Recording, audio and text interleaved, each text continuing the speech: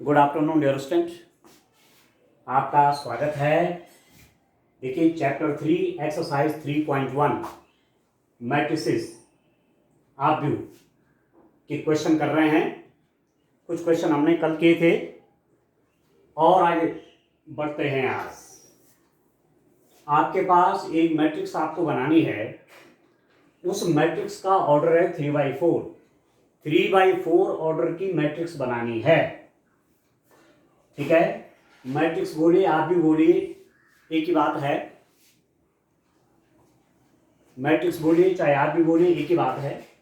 तो 3/4 ऑर्डर की चाहिए मैट्रिक्स, और उसके एलिमेंट इस रूप में आपको दिए गए हैं, Aij = 2i - j के रूप में। तो वो मैट्रिक्स होगी कैसे, देखो उसके एलिमेंट कैसे होंगे, कैसे एलिमेंट होंगे मैट्रिक्स के। आप देखिए 3 तो उसमें रोज हैं और कॉलम है 4, मतलब ऐसे ऐसे कॉलम 4 हैं और रोज 3 हैं ऐसे। तो एलिमेंट कैसे लिखूंगा, A11 A12 A13 A14 A21 A22 A23 A24 A31 A32 A33 A34। ये तो एलिमेंट हो गए A11 A12 A13 A14 A21 A22 A23 A24 A31 A32 A33 A34। इस रूप में तो होंगे एलिमेंट।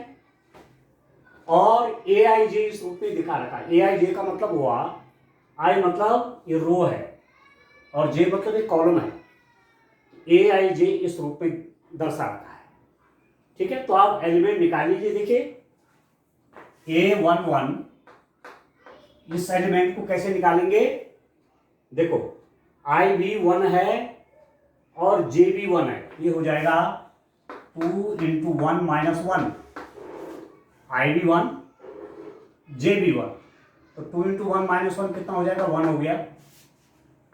A12 मतलब I 1 है और J 2 है। 2 × 1 - 2 कितना हो जाएगा, 0 हो जाएगा।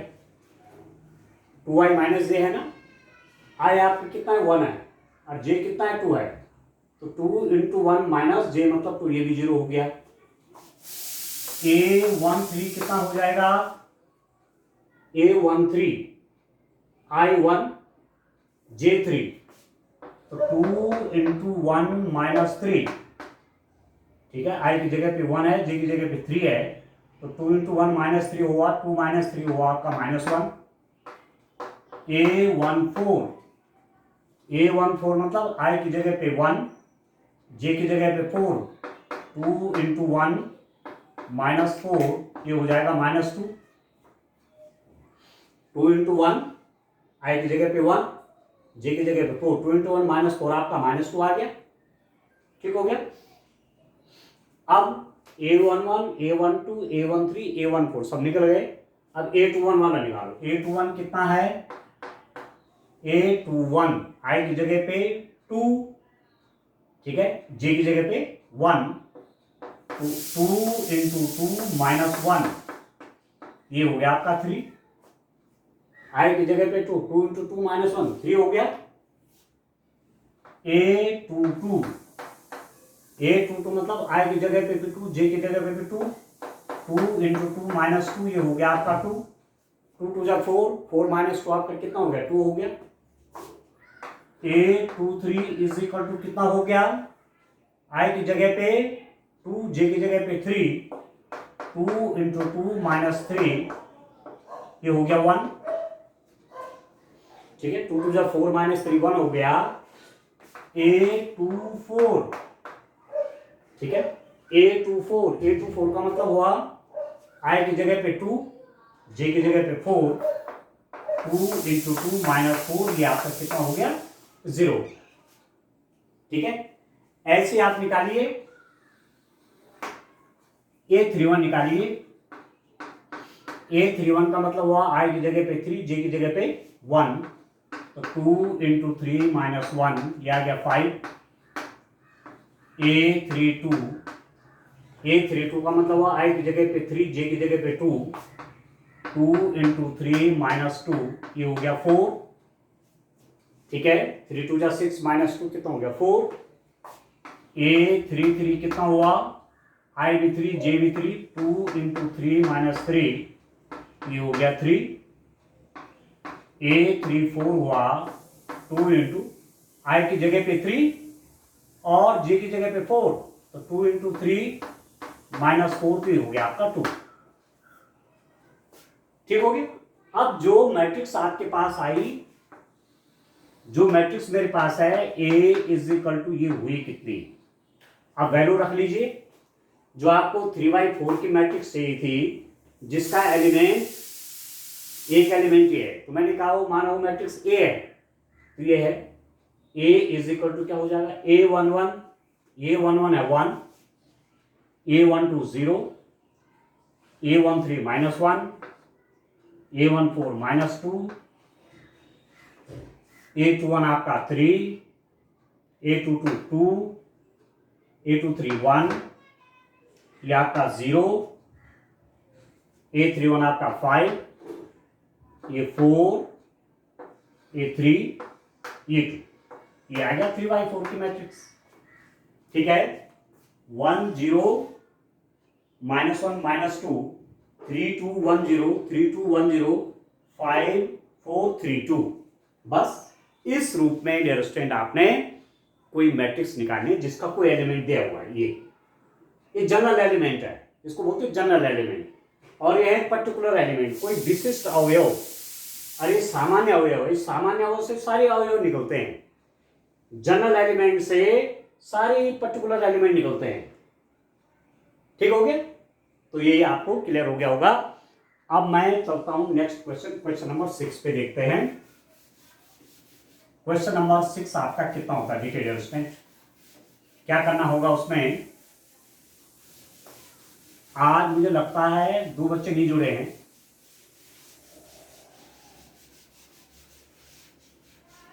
चलिए देखते हैं, लास्ट में समीक्षा करेंगे। देखिए नेक्स्ट क्वेश्चन नंबर,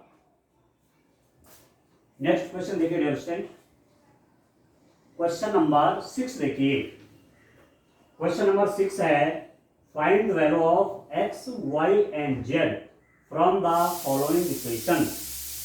निम्नलिखित समीकरणों में x, y, z के मान ज्ञात कीजिए। क्वेश्चन नंबर 6 का फर्स्ट पार्ट आप देखिए, क्या है, 4x 35 is equal to 4x 35 is equal to yz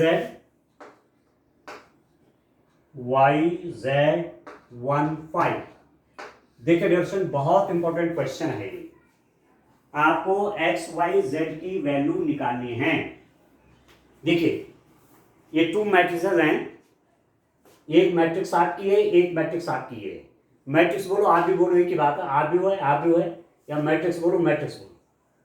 मैंने आपको कहा था, जब मैंने 2 इक्वल मैट्रिसेस की डेफिनेशन की थी, 2 मैट्रिक्स इक्वल कब होते हैं, एक तो उनके ऑर्डर जब क्या होते हैं, सेम होते हैं। तो ऑर्डर देखिए, 1 रो 2 रो तो 2 हो गए, कॉलम देखिए 1 कॉलम 2 कॉलम, इसके रो भी 2 हैं और कॉलम भी इसमें 2 हैं।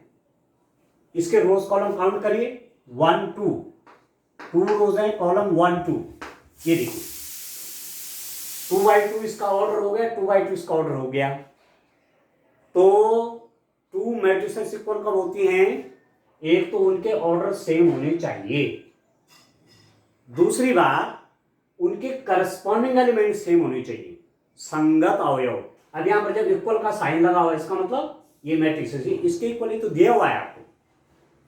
It is given that this matrix is equal to this matrix because is equal to sign is introduced between these 2 matrices।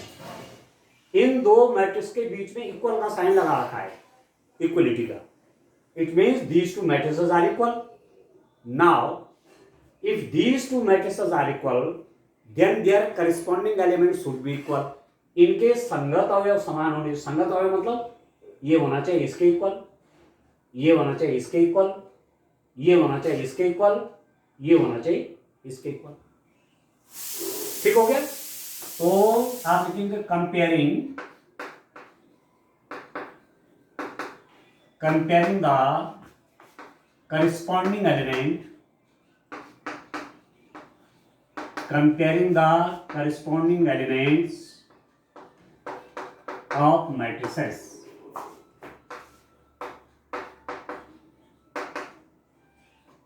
ठीक हो गया? आव्यूहों के संगत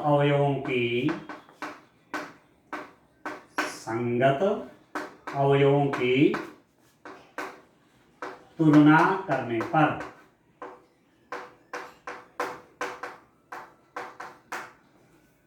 ठीक हो गया? करिस्पॉन्डिंग एलिमेंट उनको बोलते हैं संगत अवयव हिंदी में, करिस्पॉन्डिंग एलिमेंट इंग्लिश में बोलेंगे. तो आप जिसकी जो लैंग्वेज है उसको लिखो. तो इसका मतलब 4 इज इक्वल टू वाई है, 3 इज इक्वल टू जेड है, x इज इक्वल टू 1 है, 5 इज इक्वल टू 5 तो दे ही रखा है. तो दिस इंप्लाइज दैट जब आप तुलना करेंगे तो 4 इज इक्वल टू वाई, तो y इज इक्वल टू 4 हो जाएगा. ठीक है? 3 is equal to Z, z is equal to 3, क्योंकि a11 पे क्या है 4 है, और यहां पर a11 पे क्या है y है, a12 पे 3 है, a12 पे z है, तो z is equal to 3. a21 पे x है, a21 पे 1 है, तो x इज इक्वल टू 1 हो गया. तो वैल्यूज निकालनी है x, this implies that x is equal to आपका 1, y इज इक्वल टू 4 और z इज इक्वल टू 3. ठीक है? 1 4 3. इस रूप में आप इन मैट्रिसेस को सॉल्यूशन निकालेंगे, इस रूप में हल करेंगे. ठीक हो गया? चलिए नेक्स्ट क्वेश्चन देखते हैं. ठीक हो गया? आपको समझ में आ गई बात. इसका सेकंड पार्ट देखते हैं. इस टाइप से करेंगे डियर स्टूडेंट. कंटिन्यू आप क्लास के साथ बने रहें तो दिक्कत नहीं आएगी समझने में. फिर जब आप आगे क्वेश्चन करेंगे तो आपको मुश्किल नहीं होगी. कंटिन्यू क्लास में बने रहें. इसका सेकंड पार्ट आप देखिए. दूसरा एरेंजमेंट इसका second part, x plus y, x plus y, 5 plus z, 2xy is equal to है 6, 2, 5 एंड 8. ये 2 मैट्रिसेस दी हुई हैं, xy2 5 plus z xy is equal to 6, 2, 5, 8. You have to find the values of x, y and z. x, y, z की value निकालनी है अपने यहां से. अब आप यहां पर देखिए, पहली रो दूसरी रो, तो 2 पहला कॉलम दूसरा कॉलम 2/2 की ये भी है. पहली रो दूसरी रो, पहला कॉलम दूसरा कॉलम 2/2 ये भी है. और आपको दिया हुआ है कि this matrix is equal to this matrix, because is equal to sign is between these two matrices. इन दो मैट्रिक्स के बीच में इज इक्वल टू का साइन है, इट मीन्स ये मैट्रिक्स इसके इक्वल है. अब यदि मैट्रिसेस इक्वल हैं कब, इसका मतलब उनके करिस्पॉन्डिंग एलिमेंट भी तो इक्वल होंगे. करिस्पॉन्डिंग एलिमेंट मीन्स ये a11, ये a11 ये इसके इक्वल होगा. a12 ये a12 अब 2 के इक्वल है ये. ठीक है? a21 ये a21 ये इसके इक्वल है. a22 इक्वल हो जाए. ठीक है? तो आप लिखिए संगत अवयवों को क्या लिखेंगे? संगत अवयवों की तुलना करने पर संगत अवयवों की तुलना करने पर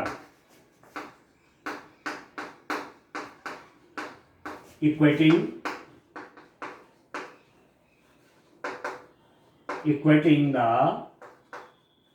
corresponding elements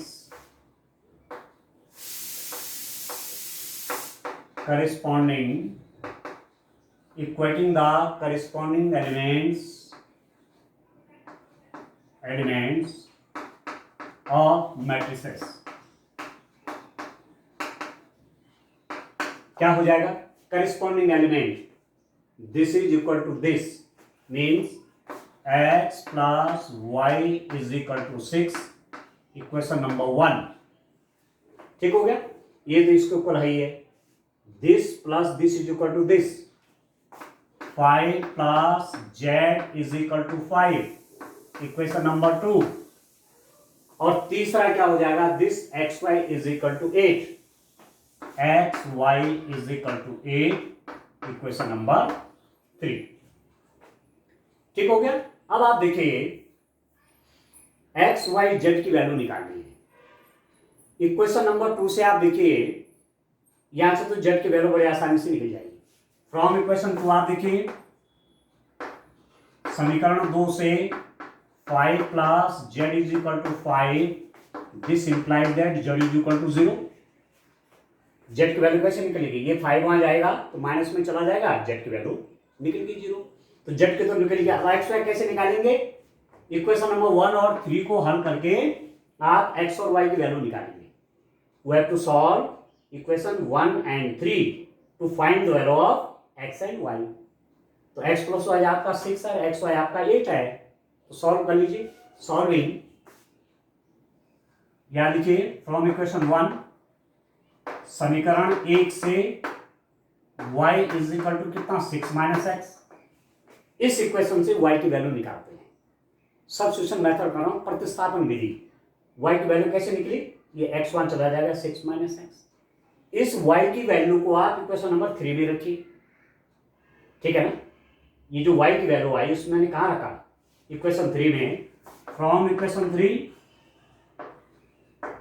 तीसरी इक्वेशन में देखिए x इंटू वाई, वाई की जगह पे 6 माइनस 8 करिए इज इक्वल टू 8। क्या क्या मैंने इन दो इक्वेशन को कैसे सॉल्व कर रहा हूं?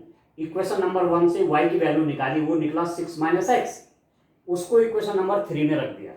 x इंटू वाई की जगह 6 minus x is equal to 8। अब सॉल्व करिए इसको, कैसे हो जाएगा? ये अंदर मल्टीप्लाई करिए 6x, इसकी मल्टीप्लाई से minus x square is equal to 8, और कैसे होगा? 6x minus x square is equal to 8 हो गया।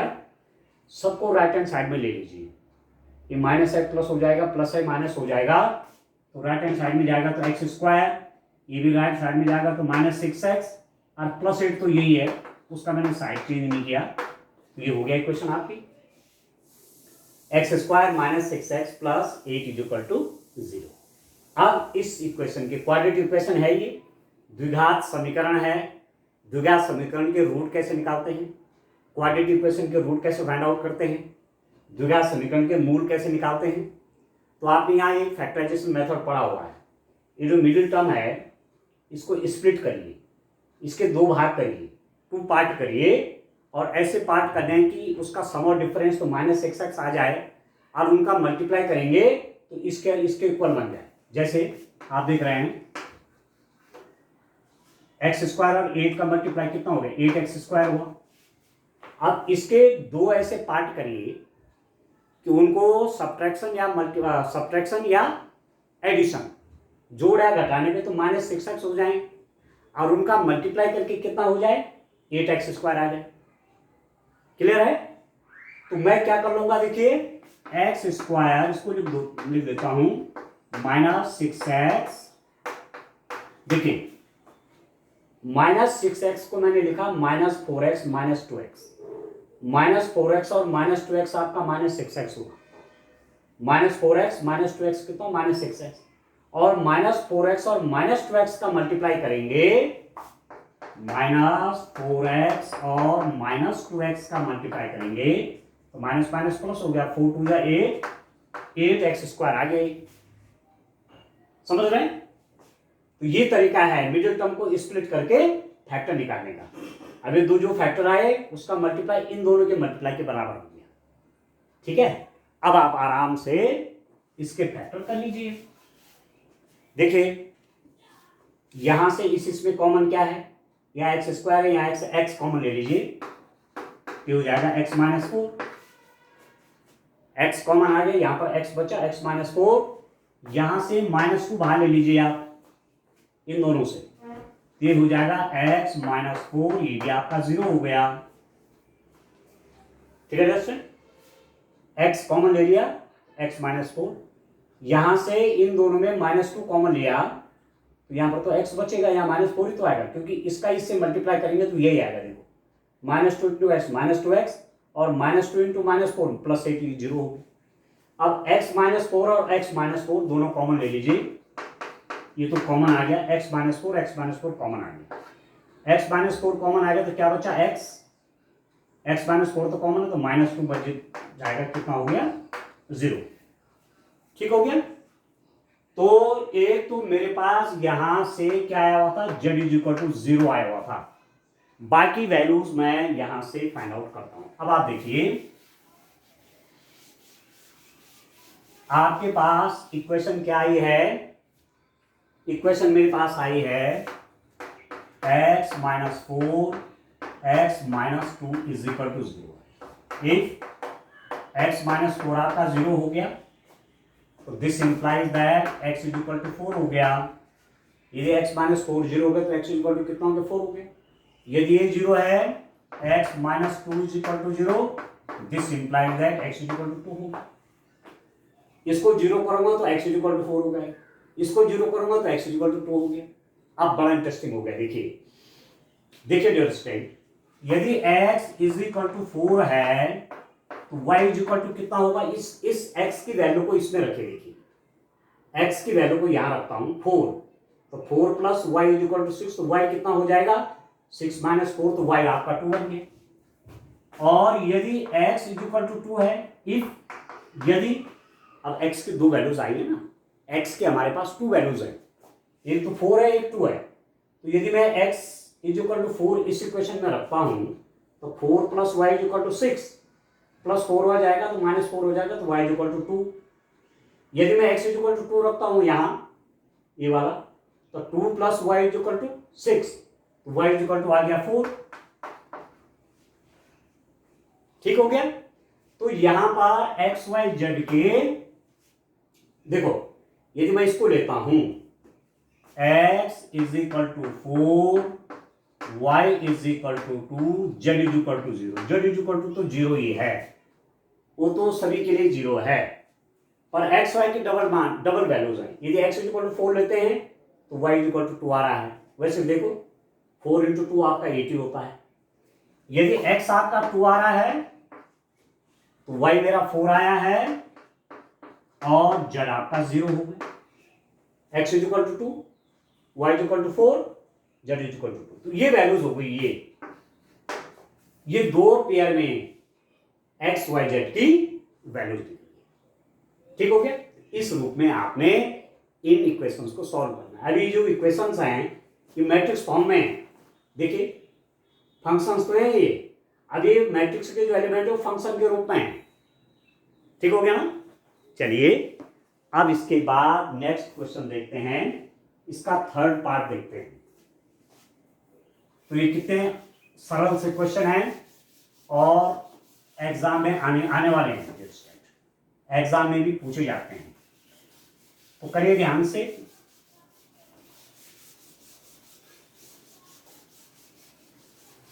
चलिए नेक्स्ट क्वेश्चन देखिए, थर्ड पार्ट। अब थर्ड पार्ट देखिए,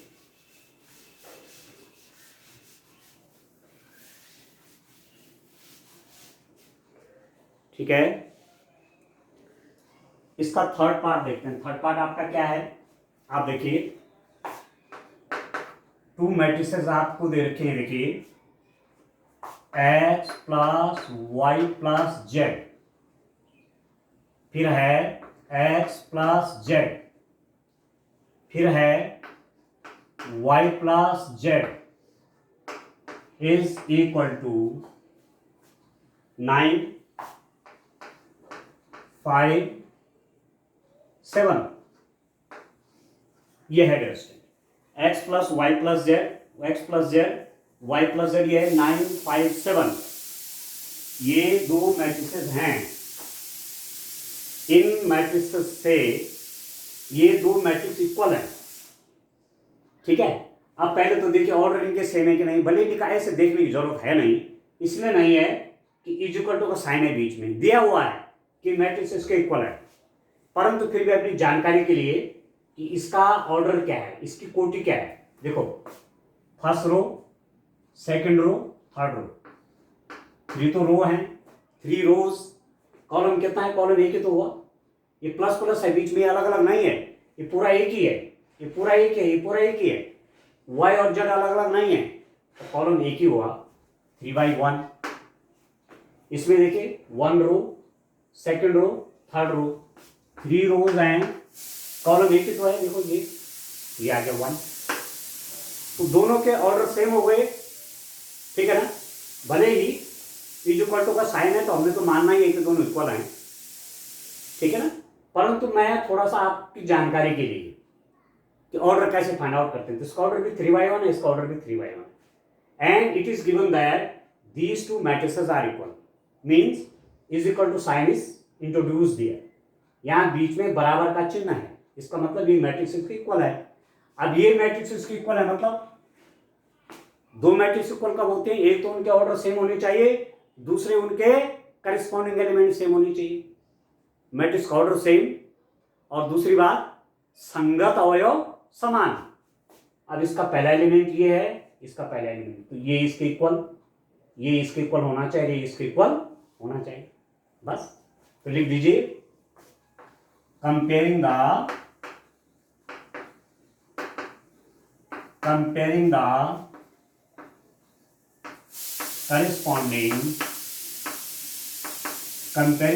corresponding elements of matrices। ठीक है, आव्यूहों के संगत अवयवों की तुलना करने पर, आव्यूहों के संगत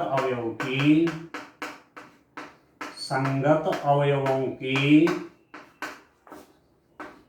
तुलना करने पर,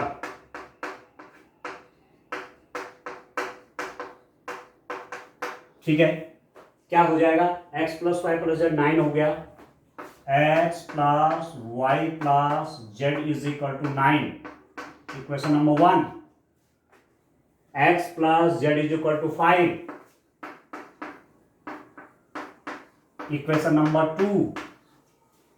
y plus z is equal to 7, equation number 3। ठीक है दोस्तों, अब सॉल्व करने हैं ये 3 इक्वेशंस और एक्स वाई जेड की वैल्यू निकालनी है, क्योंकि इसमें अब देखो ये मैट्रिक्स किस फॉर्म में है, ये आपके फंक्शन की फॉर्म में एक टाइप से x plus y plus z polynomial हो गया, ये भी पॉलिनोमियल, ठीक है, बहुपद हो गई, आ गया समझ में। तो ये इक्वेशन बन गई, एक इक्वेशन ये है, ये क्या है, ये क्या है। अब कैसे सॉल्व करेंगे, यदि मैं x प्लस जेड यहां रख दूं, x प्लस जेड की जगह 5 रख दूं, यहां से मेरे पास y निकल जाएगा, और यदि मैं y प्लस जेड की जगह 7 रख दूं तो मेरे पास x निकल जाएगा।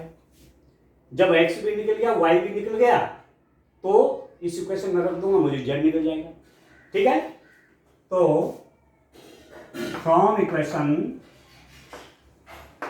1 and 2, समीकरण 1 व 2 से, समीकरण 1 व 2 से, 1 और 2 में देखो x plus z is equal to 5 है ना, तो x प्लस जेड की जगह इक्वेशन 1 क्या है, x plus y plus z है ना, तो x प्लस जेड की जगह 5 रख लीजिए, x प्लस जेड की जगह कितना रख दो 5, तो हो जाएगा y plus 5 is equal to 9। This implies that y is equal to 9 minus 5 is equal to 4।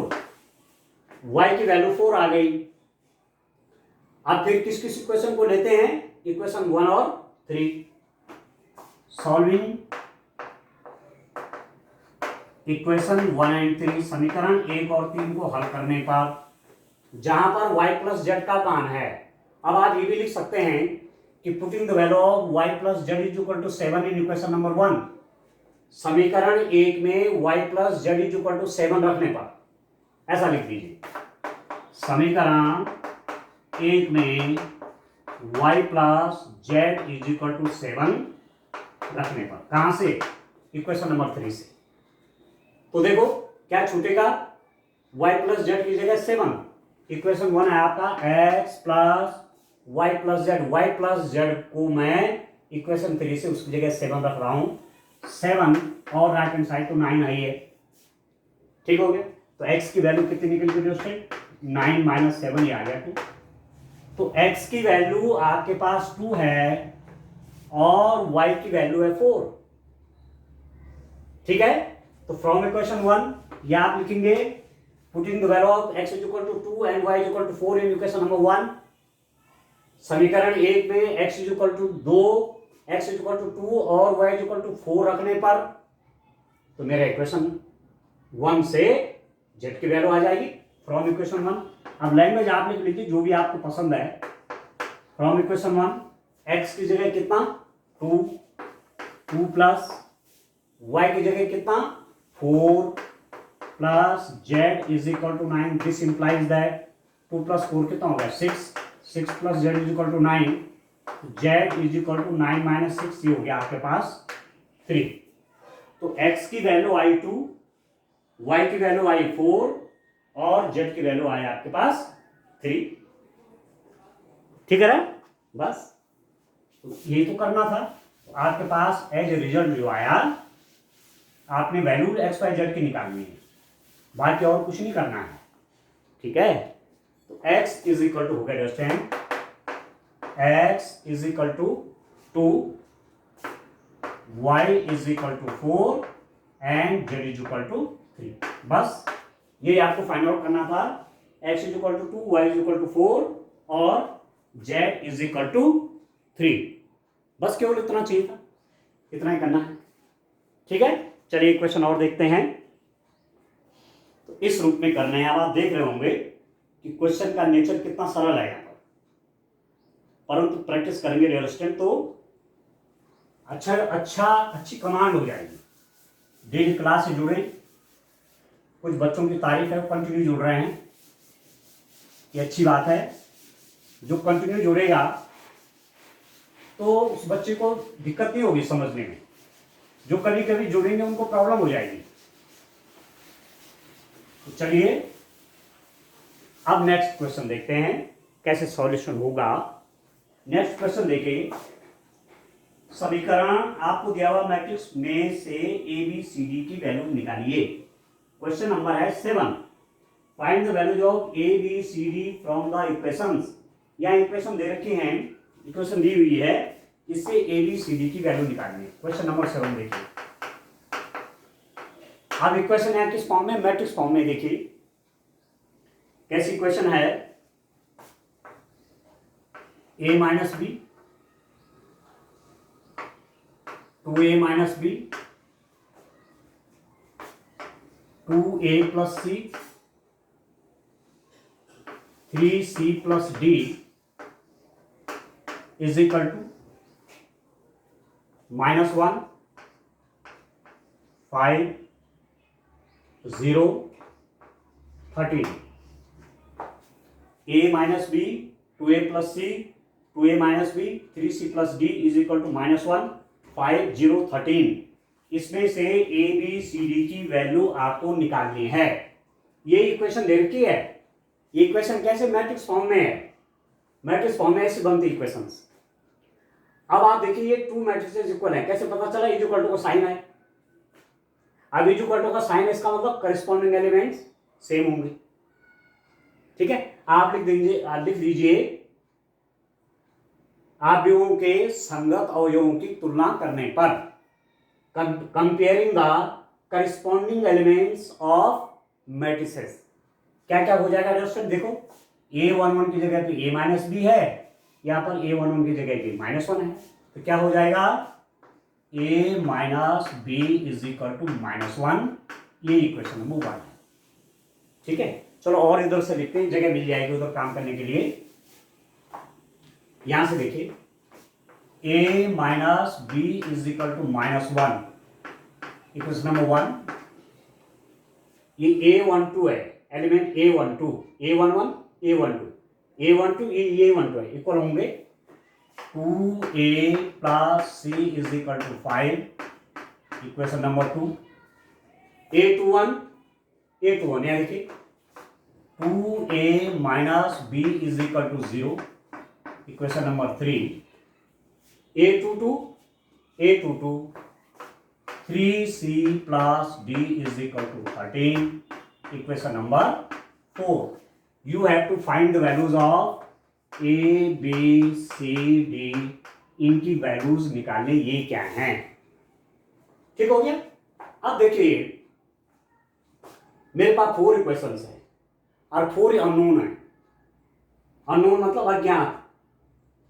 A unknown है, बी अननोन है, सी अननोन है, डी अननोन है। ए अज्ञात है, बी अज्ञात है, सी अज्ञात है, डी अज्ञात है, जिनके मान पता ही नहीं। इक्वेशन में 4 दे रखे तो निकल जाएंगे। ठीक है, अब मैं पहले इसको करता हूं। देखिए इक्वेशन नंबर 1 और 3 को सॉल्व करता हूं। सॉल्विंग इक्वेशन 1 एंड 3, समीकरण 1 व 3 को हल करने पर क्या जाएगा दोस्तों, इन दोनों को मैं हल करता हूं। कैसे, A minus b is equal to -1, equation number 1, और तीसरी हो जाएगी 2A minus b is equal to 0, equation number है 3। ठीक हो गया। अब आप देखिए ये भी माइनस बी है, ये भी माइनस बी है, कोएफिशिएंट सेम है बी के, तो ऐड करूंगा तो कुछ कटेगा नहीं।